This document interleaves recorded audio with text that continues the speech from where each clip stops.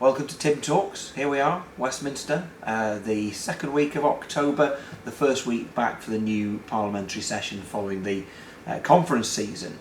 And it seems to me that there's a key issue emerging this week, it's all over the papers today, which is about the Labour Party's flip-flopping on the fiscal mandate. What is the fiscal mandate? Why does it matter? It does matter, actually.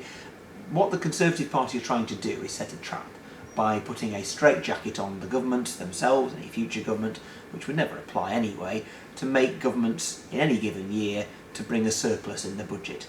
That's a stupid thing to force yourself to do when you've got historic low interest rates. We believe as Liberal Democrats that we've got to live within our means. We need to be fiscally tough and make sure we have a credible economic policy.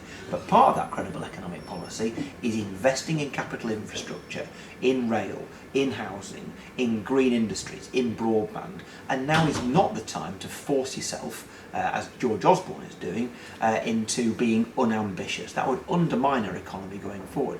And the Labour Party situation appears to be that John McDonnell and the Labour Party High Command decided that what was the best thing for them to do was to go along with the Conservatives on this to make sure they didn't fall into a political trap. And now they've changed their mind. Goodness knows where they'll be by the time this thing goes online. What we are clear about is that there is one party in British politics that believes in social justice and economic credibility, and it will be the Liberal Democrats, and we will continue to be that. Also this week we will see the announcement of the housing bill, and we look at that, we look forward to it with some trepidation, I have to say. What we get a sense of is that it's going to be laced with an attack on social rented housing. However that comes, whether it be under the veneer of voluntary agreements with housing associations or however it is done, it will mean going back in terms of the number of social rented homes provided.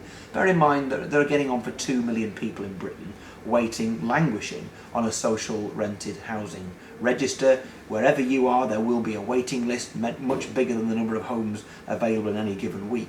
We need more social rented homes, not fewer. And we will be campaigning and leading the campaign to make sure we have those affordable homes in every community of the United Kingdom. We'll see the launch this week of the In campaign for the European Union referendum. Nothing matters more to this country over the next 12 months or so than making the case and winning the case for Britain at the heart of the EU. And we've seen the divisions, the Greens, Labour, the Tories, all split over whether we should stay in the EU or not. The Liberal Democrats unashamedly, utterly united in favour of Britain remaining at the heart of the European Union. Not because we're apologists for everything that happens from the Commission or every directive that comes out of Europe. Of course we don't agree with everything. We want to challenge the EU and reform it, and even be sceptical about it from time to time.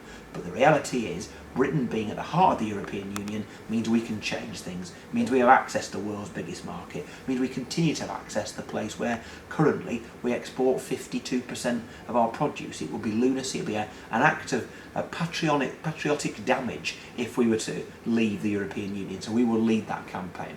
And finally, I just want to say thank you to all of you working so hard around the country. You will have noticed week in, week out the Liberal Democrats having swings tours, making gains in local council by-elections. And we've made, I think, 12 gains now since the general election, more than any other party. Last week, delighted to see we have arrested the SNP's advance to a degree, gaining a seat in Aird and Loch Ness in the Highlands, with Jean Davies gaining a seat from the Scottish National Party, showing that all around the country the Liberal Democrat fight back is absolutely on, and we'll continue fighting, continue working with you.